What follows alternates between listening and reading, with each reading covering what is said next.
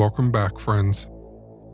In our last episode, we learned that Tina Milford was on the night shift at Little Cricket Convenience Store in Anderson, South Carolina, when she disappeared. After speaking to the police, this was reclassified as a presumed kidnapping. This is episode 2, The Investigation.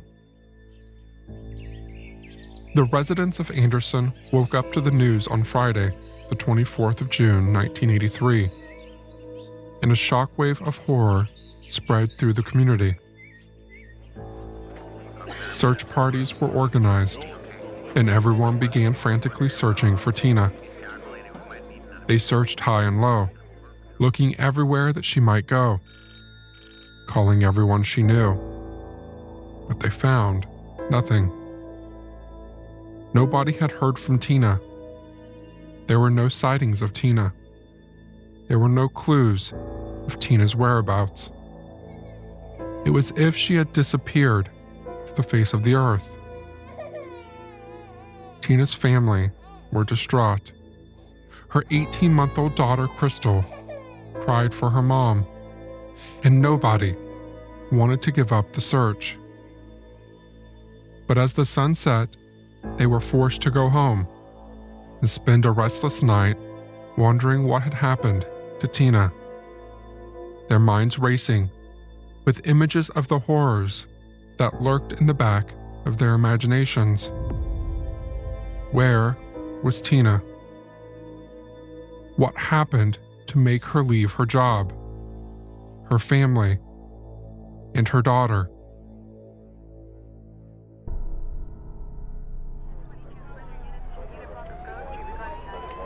Late morning the following day, their wait was over. There was news. Unfortunately, it was not the news they were hoping for. The police report says, quote, "On the 25th of June 1983, at approximately 11:30 a.m, a dispatch received a call from Olin Humphrey, number redacted, stating that he had found a body in a field on Frontage Road at the Highway 86 exit off of I-85. The body was spotted by some people picking up beer cans: Edmund Beeks Jr., R.T. Beeks, and Eugenia Croft, all of Route 3 River Road, Piedmont 2693810. Were in a van and gone around the circle and was at the lower side when they saw the body at the edge of the woods. They didn't stop. They met an Olin Humphrey and told him what they had seen. Officers went to the scene and tentatively identified the body as that of Tina Marie Milford. The area was secured. An SLED lab was notified. At approximately 3 p.m, the SLED agent, David Caldwell, arrived. He processed the scene, and a pair of blue jeans and bra were found a short distance from the body. Also, an RP-25 caliber cartridge case was found a few feet from the body. The body was transported to the hospital by the Pelzer Rescue Squad. On the 26th of June 1983, the body was carried to Charleston and accompanied by Detective Dean Home, where an autopsy was performed. A preliminary report indicated that she was shot once in the left side of the head with a small caliber gun.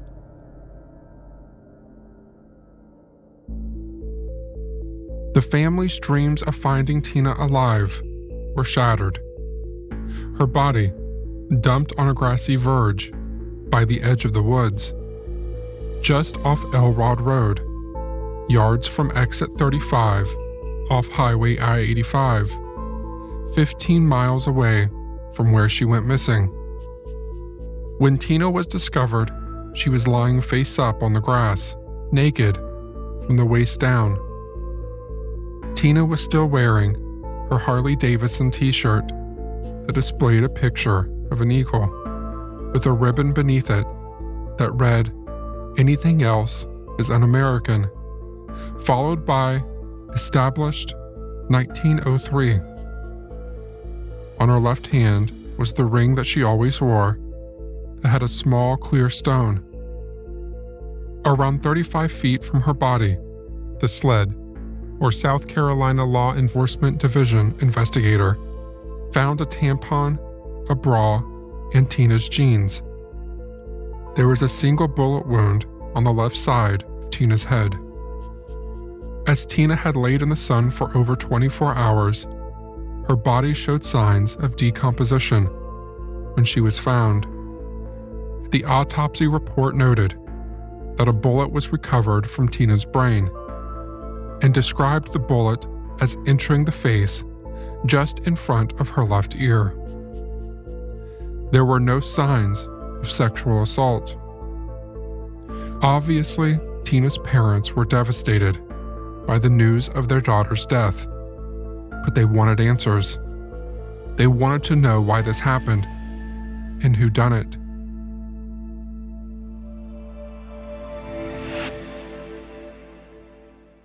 Hi, I'm Jamie, host of Murderish, a podcast that gives you a 3D look at gripping murder cases. Just the facts, no banter. By the end of each episode, you'll know who was involved, details of the crime, and the trial. Also featured on Murderish is my personal story about the time a strange man followed me home and entered my bedroom.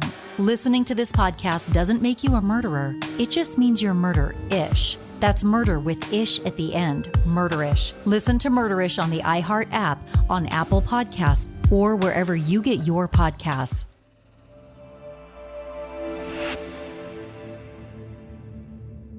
At this point, we think it is useful to back up a little and run through the events leading up to Tina's murder. Let's go back a few months. Tina was working at Little Cricket on the State 28 bypass in Anderson one night when it was robbed. She was beaten during the robbery and this had shaken her up. Following the incident, she requested a move to a different location. And this is how Tina ended up working at Little Cricket just off I-85 in Anderson County. Sometime before she started work, on Thursday the 23rd of June 1983, Tina purchased drugs from Jimmy Golden, one of the primary drug dealers in the Anderson area around this time. It is not confirmed who the drugs were for, but a number of witnesses said that Tina was purchasing meth for Tony. Tony allegedly had a $3,000 debt with Golden, and until this was paid, Golden was holding Tony's Harley Davidson as collateral. Witnesses who came forward said that they believed the debt would mean that Tony would not want to go near Golden. Golden, however, in his latest statement to the police, said that both Tina and Tony had turned up to purchase the drugs. I guess we will never know the truth about whether Tony was there or not, but we do know that Tina was there.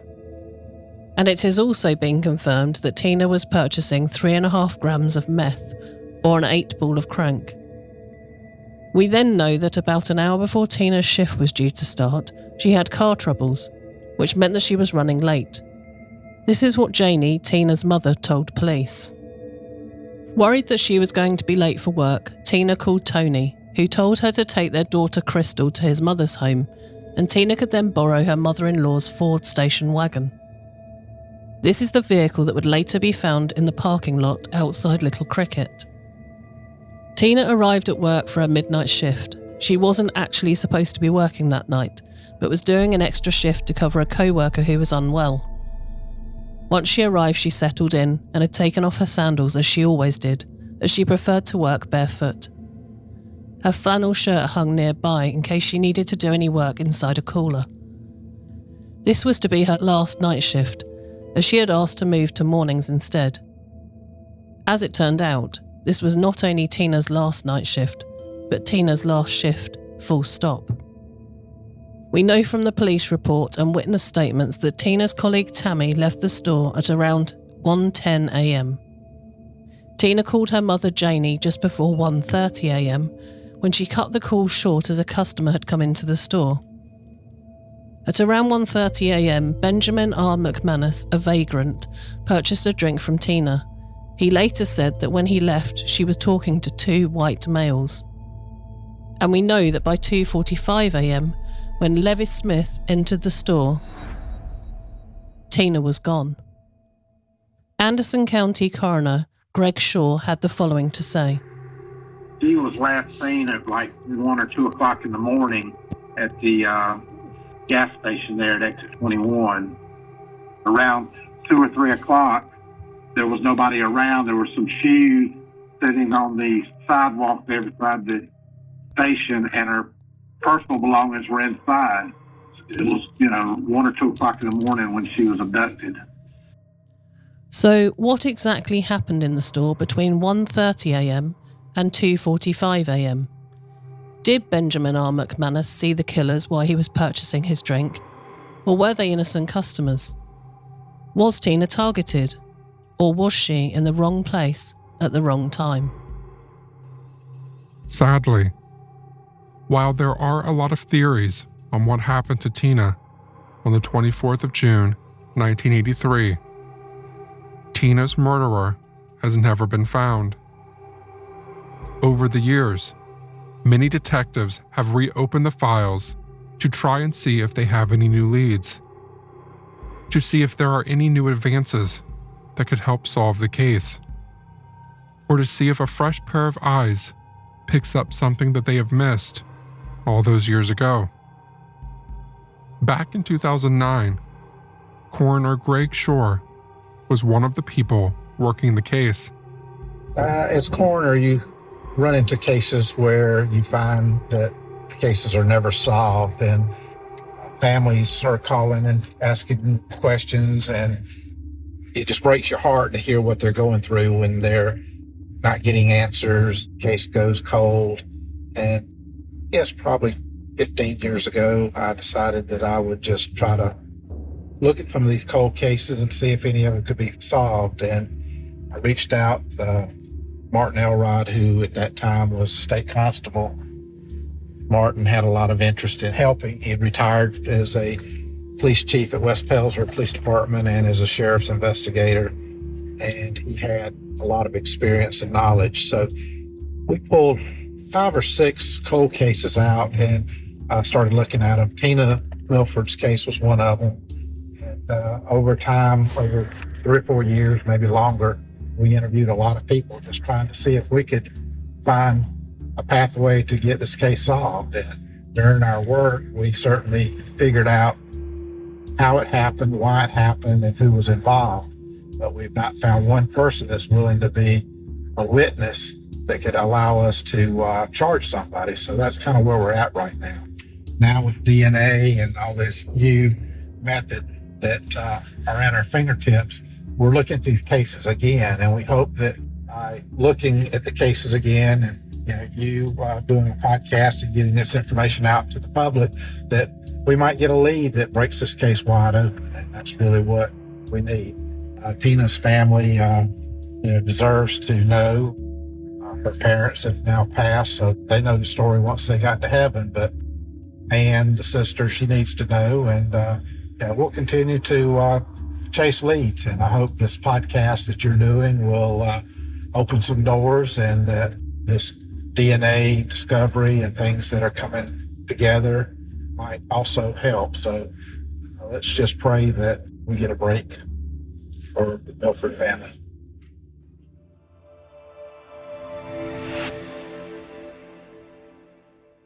According to statistics, the average person walks past 36 murderers in their lifetime. Oh my God, she was murdered. It was a murder? Unlike in Hollywood movies, they're not easy to spot. Where is she, buddy? Where is she? The devil made me turn her into ashes. They seamlessly blend into our everyday lives, assuming roles as friendly neighbors, helpful colleagues, or even the person lying beside you each night. I wanted to be out of jail. I couldn't wait till I got out. I was in there with someone who was clearly psychopathic. Using investigative research and primary audio, Morbidology is an award-winning true crime podcast that shines a light on the darkest corners of humanity. Through our investigation, we have obtained evidence which we are not releasing at this time, which leads us to believe Jolene is not alive. Tune into Morbidology each week across all podcast platforms.